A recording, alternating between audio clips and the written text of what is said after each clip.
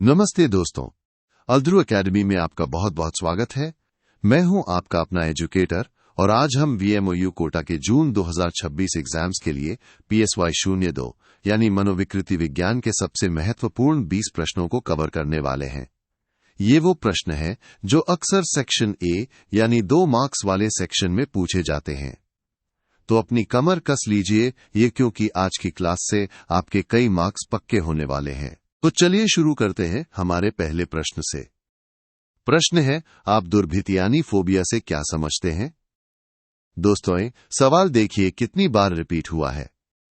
दिसंबर 2016, 2017, 2020, 2021, 2023 और 2019 में भी।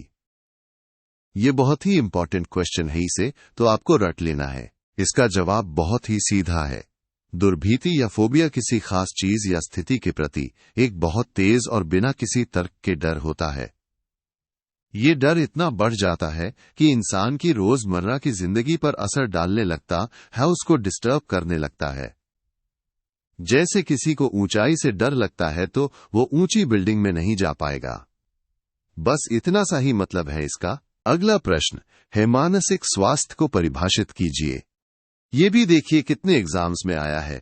2016, 2017, 2022, 2019 और 2022, 2016 जून में भी। ये भी एक बहुत ही जरूरी सवाल है साथियों। मानसिक स्वास्थ्य का मतलब है ऐसा व्यवहार जिसमें व्यक्ति अपनी जिंदगी की चुनौतियों का सामना अच्छे से कर पाता है। वो अपनी परिस्थितियों के हिसाब से खुद को ढाल लेता है और एक संतुलित जीवन जीता है। जब हम मानसिक रूप से स्वस्थ होते हैं तभी हम अपनी पूरी क्षमता का उपयोग कर पाते हैं। प्रश्न 3, मनोविश्लेषण विधि के प्रवर्तक या पिता कौन है? दोस्तों, ये तो बहुत ही बेसिक और महत्वपूर्ण सवाल है। 2015, 2020, 2017, 2015 और 2019 में पूछा गया है। ये तो आपको पता होना ही चाहिए। इसका सीधा सा जवाब है, मनोविश्लेषण विधि के प्रवर्तक सिगमंड फ्रॉइड है। इन्होंने ही हमारे मन के अलग अलग पहलुओं जैसे अचेतन मन और उसकी गतिशीलता का गहरा अध्ययन किया था। ये नाम बिल्कुल याद रखिएगा। अगला प्रश्न है, पुनर्बलन यानी रीइंफोर्समेंट क्या है? ये भी कई बार पूछा गया है, जैसे 2020, 2022, 2017, 2019 और 2022 के जून एग्जाम्स में। ये भी एक बहुत ही इंपॉर्टेंट कॉन्सेप्ट है। पुनर्बलन एक ऐसी प्रक्रिया है जो किसी भी व्यवहार को और मजबूत बनाती है। इसका मतलब है कि अगर आप किसी काम के लिए किसी को शाबाश कहते हैं या कोई इनाम देते हैं तो वो उस काम को दोबारा करने की संभावना बढ़ जाती है। ये एक तरह से मोटिवेशन है ताकि कोई व्यवहार बार बार दोहराया जाए। प्रश्न 5, प्रक्षेपण विधि यानी प्रोजेक्शन मेथड क्या है? ये भी 2017, 2023, 2015 और 2019 में आया है। बहुत ही महत्वपूर्ण प्रश्न है, ध्यान से समझिएगा। प्रक्षेपण विधि में व्यक्ति अपनी अनजानी इच्छाओं और अंदरूनी संघर्षों को किसी और चीज या व्यक्ति पर डाल देता है। जैसे अगर कोई खुद गुस्सा है तो वो सोचेगा कि दूसरा व्यक्ति उस पर गुस्सा कर रहा है। इसमें हम अपनी अंदरूनी फीलिंग्स को बाहर की चीजों पर प्रोजेक्ट करते हैं। दोस्तों, क्या आप भी अपने एग्जाम में 75% से ज्यादा मार्क्स पक्के करना चाहते हैं? तो देर किस बात की, हमारी पूरी सब्जेक्ट गाइड PDF को अभी डाउनलोड करें। इसमें आपको ऐसे ही और भी कई महत्वपूर्ण प्रश्न और उनके आसान जवाब मिलेंगे।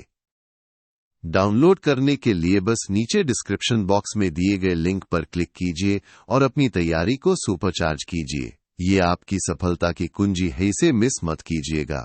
चलिए आगे बढ़ते हैं प्रश्न 6 की ओर। परा अहम यानी सुपर ईगो क्या है? ये भी 2020, 2021, 2022 और 2017 में पूछा गया है। फ्रॉइड के सिद्धांत का एक और महत्वपूर्ण हिस्सा। पराअहम फ्रॉइड के व्यक्तित्व मॉडल का वो हिस्सा है जो हमारी नैतिकता, हमारे आदर्शों और सही गलत की समझ को दर्शाता है। ये वो चीजें हैं जो हम समाज से, अपने माता पिता से सीखते हैं। ये हमें बताता है कि क्या करना चाहिए और क्या नहीं। एक तरह से ये हमारा नैतिक पुलिस है। प्रश्न 7, चेतन मन से आप क्या समझते हैं? ये भी 2022, 2023, 2017 और 2019 में पूछा गया है। बहुत ही सरल और महत्वपूर्ण कॉन्सेप्ट है। चेतन मन हमारे व्यक्तित्व का वो हिस्सा है जिसमें हमारे वर्तमान अनुभव और भावनाएं शामिल होती हैं। ये वो सब है जिसका हमें अभी तुरंत पता है, जिसके बारे में हम अभी सोच रहे हैं, महसूस कर रहे हैं। जैसे अभी आप मेरी आवाज सुन रहे हैं, आपके चेतन मन का हिस्सा है। प्रश्न 8, मनोचिकित्सा को परिभाषित कीजिए। ये भी 2018, 2023, 2019 और 2023 में आया है।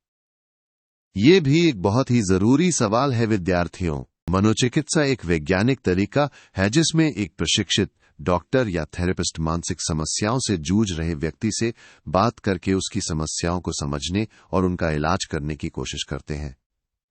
ये सिर्फ दवाइयां देना नहीं, बल्कि बातचीत के जरिए मन की उलझनों को सुलझाना है। प्रश्न 9, मानसिक मंदता को परिभाषित करें।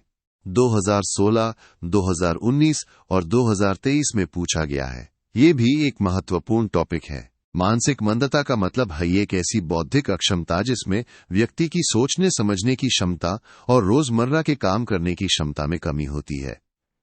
ये आमतौर पर 18 साल की उम्र से पहले ही दिखनी शुरू हो जाती है। ऐसे व्यक्तियों को सीखने और चीजों को समझने में दूसरों से ज्यादा समय लगता है। प्रश्न 10, असामान्य मनोविज्ञान को परिभाषित करें। ये भी 2017, 2023 और 2016 में आया है। ये तो आपके सब्जेक्ट का ही आधार है दोस्तों। असामान्य मनोविज्ञान की वो ब्रांच है जो लोगों के असामान्य व्यवहारों और मानसिक प्रक्रियाओं का वैज्ञानिक तरीके से अध्ययन करती है। इसमें हम ये समझने की कोशिश करते हैं कि लोग असामान्य तरीके से क्यों सोचते हैं, महसूस करते हैं या व्यवहार करते हैं। प्रश्न 11, चिंता यानी एंजाइटी क्या है? ये भी 2015, 2022 और 2017 में पूछा गया है। ये तो हम सब कभी न कभी महसूस करते ही हैं। चिंता एक मानसिक स्थिति है जिसमें व्यक्ति को बिना किसी ठोस कारण के बहुत ज्यादा डर और बेचैनी महसूस होती है। ये डर अक्सर अवास्तविक होता है, यानी ऐसी चीजों का डर जो शायद होंगी ही नहीं। इसमें दिल की धड़कन तेज हो सकती है, पसीना आ सकता है और मन अशांत रह सकता है। प्रश्न 12, इडिपस मनोग्रंथि या कॉम्प्लेक्स क्या है? ये भी 2020, 2018 और 2024 के जून एग्जाम में आया है। ये भी फ्रॉइड के सिद्धांत का एक महत्वपूर्ण हिस्सा है। इडिपस मनोग्रंथि सिगमंड फ्रॉइड का दिया हुआ एक कॉन्सेप्ट है। इसमें एक बच्चा, आमतौर पर लड़का, विपरीत लिंग के माता पिता यानी अपनी मां के प्रति ज्यादा स्नेह और लगाव महसूस करता है और अपने पिता को एक प्रतिद्वंद्वी के रूप में देखता है। ये बचपन के विकास का एक चरण माना जाता है। प्रश्न 13, किन्हीं दो मानसिक मनोरचनाओं के नाम लिखिए। 2018, 2023 और 2024 के जून एग्जाम में भी ये सवाल आया है। ये भी बहुत जरूरी है। दो प्रमुख मानसिक मनोरचनाएं हैं, दमन और यौक्तिकीकरण। दमन में हम अपनी दुखद या अस्वीकार्य इच्छाओं को अचेतन मन में दबा देते हैं, और यौक्तिकीकरण में हम अपने व्यवहारों को सही ठहराने के लिए तर्क देते हैं, भले ही वो सही न हो। प्रश्न 14, अर्धचेतन मन से आप क्या समझते हैं? ये भी 2016 और 2020 में पूछा गया है। चेतन मन के बाद अब अर्धचेतन मन को समझते हैं। अर्धचेतन मन हमारे मन का वो हिस्सा है जहां वो इच्छाएं और विचार होते हैं जिन्हें हम थोड़ी कोशिश करने पर अपने चेतन मन में ला सकते हैं। जैसे आपको अपना फोन नंबर याद है, लेकिन आप हर समय उसके बारे में नहीं सोचते। जब जरूरत पड़ती है तो आप उसे याद कर लेते हैं। ये अर्धचेतन मन का ही काम है। प्रश्न 15, सामान्य व्यक्ति कौन है? ये भी 2015 और 2017 में आया है। ये सवाल जितना आसान लगता है उतना ही गहरा है। एक सामान्य व्यक्ति वो होता है जो समाज के बनाए नियमों का पालन करता है और अपने हर काम को सोच समझकर विचार पूर्वक करता है। वो अपनी भावनाओं और व्यवहारों में संतुलन बनाए रखता है और परिस्थितियों के अनुसार खुद को ढाल लेता है। दोस्तों, सिर्फ PSY 02 ही नहीं, अल्द्रू अकेडमी पर आपके बाकी सब्जेक्ट्स जैसे PSY 01, PSY 03, PSY 04 और PSY 05 के लिए भी प्रीमियम गाइड्स उपलब्ध हैं। अगर आप अपनी तैयारी को और मजबूत करना चाहते हैं तो डिस्क्रिप्शन बॉक्स में दिए गए लिंक पर क्लिक करके आप इन गाइड्स को भी डाउनलोड कर सकते हैं। अपनी सफलता सुनिश्चित करें। प्रश्न 16, मूल प्रवृत्ति क्या है? ये भी 2017 और 2019 में पूछा गया है। ये भी एक बहुत ही बेसिक और महत्वपूर्ण कॉन्सेप्ट है। मूल प्रवृत्ति एक जन्मजात शारीरिक उत्तेजना होती है जो हमारे व्यवहारों को निर्धारित करती है। ये वो अंदरूनी ड्राइव है जो हमें कुछ खास तरीके से काम करने के लिए प्रेरित करती है, जैसे भूख लगने पर खाना खाना या डर लगने पर भाग जाना।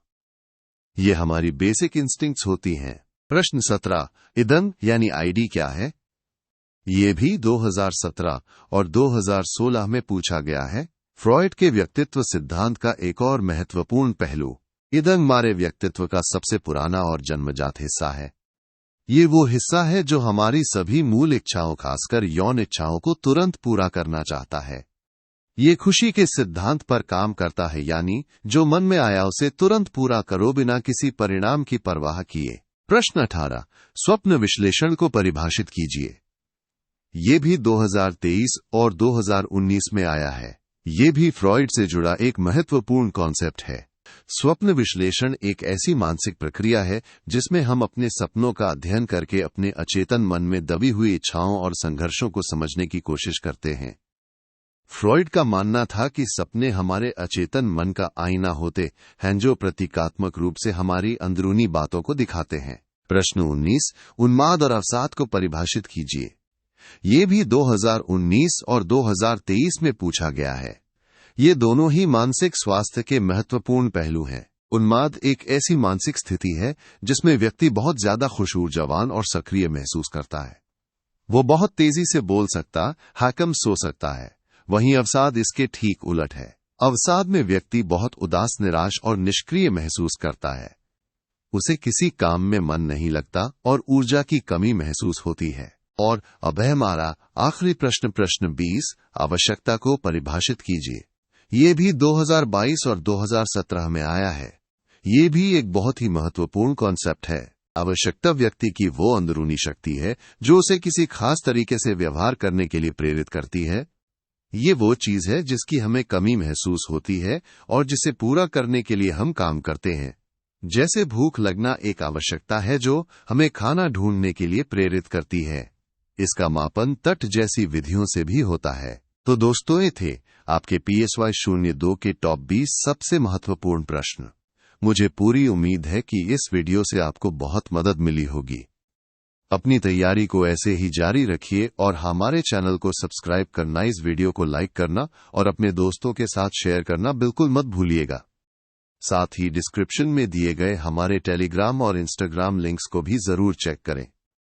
याद रखिए, मेहनत का फल सफलता है। आप सभी को आपके एग्जाम्स के लिए मेरी तरफ से ढेर सारी शुभकामनाएं। Best of luck.